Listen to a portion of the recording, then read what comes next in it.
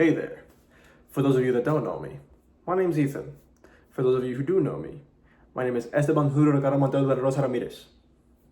And don't you forget it. Anyways, today I wanted to kind of just touch on where I'm at and how I've been choosing to deal with things. I suppose it's kind of difficult as of late because I've still been looking for a therapist.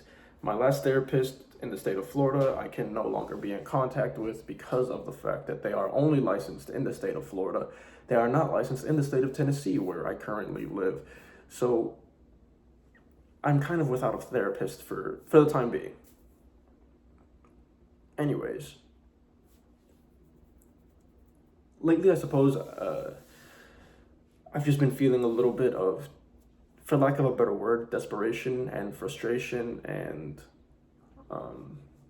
that feeling when you're stuck inside of a place for too long and you kind of start to go a little cuckoo. Yeah. And I think that that's all due to, side effects of my interpersonal relationships, the ones that I do have, as well as the fact that anyone who lives in the state of Tennessee can tell you there is very little to no infrastructure to support pedestrian life. It's either you have a car or you don't. Sorry, I don't know what to tell you. Stay home, bozo. And so that's what I've been doing because I lost my car recently. And so until I find a new one, I've kind of just been relying on Ubers to get around, and I can't just Uber anytime I feel the inkling to go somewhere and do something because, as you may also know, those kind of add up. You take 2 Ubers in a singular day, and that's already a full tank of gas if you just had a car on your own. It's bizarre. But I digress. It's also just the feeling of knowing I don't really have any family or friends that are nearby. It's kind of just me out here.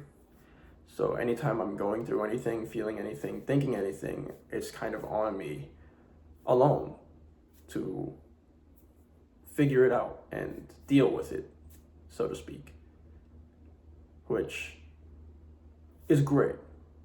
I'm learning to be even more self-sufficient than I already was. But to a certain extent, sometimes you kind of do just want someone to be there, right? You do just want to have someone that you can reach out to and just trauma dump on. Obviously, I'm not going to do that in this video. That would be a little too much, I think. But yeah, just, feelings of isolation, a little bit of desperation, a little bit of frustration, especially due to the fact that I have been also trying to get a second job, and trying to get a second job out here has been pretty rough. I'm not gonna lie. Especially with my resume, I didn't think it would be that rough, but I guess that just speaks to the current state of opportunity that we live in, right? I hope it improves. Don't know if it will in my lifetime, but hopefully it does. Especially if I'm to bring children into this world at some point. If I'm gonna bring children into this world, I would hope they could at least get a job as a fry cook or something. But yeah, that's kind of what's been going on.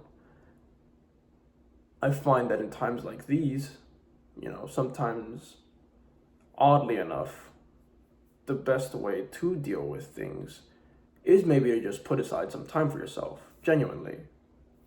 Like, not time away from other people, so to speak, or, anything of that nature, but time to really just focus on you. Time to treat yourself with love and respect and care, and to be productive for yourself, I feel like a lot of people don't really ever acknowledge it, but self-care can also look like productivity. Sometimes you find yourself being healed or feeling better through certain forms of productivity, like school, or learning or reading, writing, taking the time out of your day to do those activities. Um, I was in school. I just finished my my most recent term. The next term starts in about 10 days. So for these next 10 days, I'm kind of left to my own devices and to find ways to entertain myself for the time being, which is fine. Still trying to find a second job, still trying to find a therapist. Those are things that I'm trying to currently do. In the meantime, I'll probably also be trying to find ways to remain active, because without a car, there's also not much I can do other than push-ups and crunches in my room. And anyone who's done those knows that after a period of time, it kind of starts to get old, you know? How many sets of push-ups do I have to do before I'm like just tired of doing push-ups altogether? Same for crunches, but I digress. It is what it is. You are given what you are given and you have to work with it. That is life. It doesn't always have to be a negative thing either, though. You know, could look at it as a challenge, a means to get better, get good, kid. But yeah, you know, so I'm probably just gonna spend a little bit of time with myself today. Maybe watch a comfort show. Maybe do a little bit of reading, a little bit of writing, some push-ups, some crunches, and listen to some music or something. Yeah.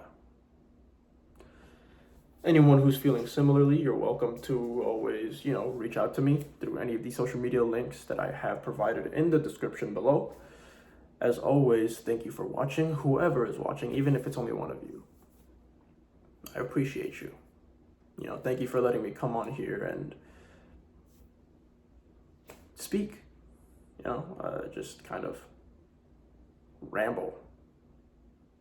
Yeah.